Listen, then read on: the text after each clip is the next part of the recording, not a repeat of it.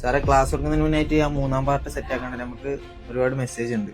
അപ്പോൾ നമ്മളെ പാനിക്കിന്റെ അപ്പൊ പാനിക് സ്റ്റാർട്ടിന്റെ മൂന്നാമത്തെ വീഡിയോയിലേക്ക് സ്വാഗതം. അതിന് മുന്നേ ഒറ്റ കാര്യം പറയാം. ഇത് കാണുന്നതിന് മുന്നേ ഫസ്റ്റത്തെ 2 വീഡിയോ കണ്ടാലേ നിങ്ങൾക്ക് കണ്ടിന്യൂറ്റി കറക്റ്റ് ആയിട്ട് കിട്ടുള്ളൂ. ഐഫോണിൽ ഒന്നിലധികം മൈക്കുകളുണ്ട്. കൂടുതലായിട്ടും പാനിക് സ്റ്റാർട്ടിൽ വരുന്ന കംപ്ലൈന്റുകളിൽ മൈക്ക് 1ഉം മൈക്ക് 2 ആണ് കൂടുതലായിട്ട് വരാറുള്ളത്.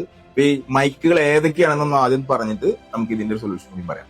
നമ്മുടെ ഐഫോണിൽ സ്വാഭാവികമായിട്ടും 4 മൈക്കുകളാണ് പ്രധാനമായിട്ട് വരുന്നത്. ഇപ്പോൾ വരുന്ന ഹയർ എൻഡ് മോഡൽ അതിൽ കൂടുതലുണ്ട്.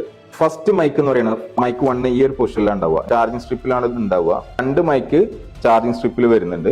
അതിൽ ഫസ്റ്റ് മൈക്ക് നമ്പർ 1 ഇതും മൈക്ക് 4 എന്ന് പറയുന്നത് ഇതുമാണ്. അതിന്റെ പൊസിഷൻ ഏകദേശം ഈ രീതിയിലായിരിക്കും വരിക. പിന്നീടുള്ളത് മൈക്ക് 2ഉം 3ഉം ആണ്. ഇത് 1 ഇത് 4.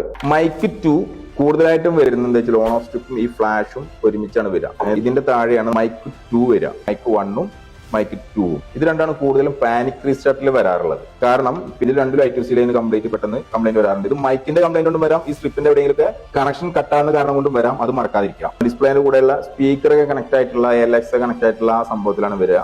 ചിലതിൽ സ്പീക്കർ ഉണ്ടാവും. ഇപ്പോൾ വരുന്ന പുതിയ മോഡലുകളിലൊന്നും അതിൽ പ്രോക്സിമിറ്റി സെൻസറും എയർലെസ്സും ഉണ്ടാവും. സെൻസറിന്റെ ഒക്കെ ഒരുമിച്ച് വരുന്ന ഇതാണ് മൈക്ക് നമ്പർ 3. അപ്പൊ ഈ നമ്പറുകൾ നമ്മൾ മനസ്സിലാക്കുന്ന കാരണം എന്താ വെച്ചാൽ ഇത് 4 ഉപയോഗങ്ങളുണ്ട്. നമുക്ക് വേറൊരു വീഡിയോയിൽ പറയാം.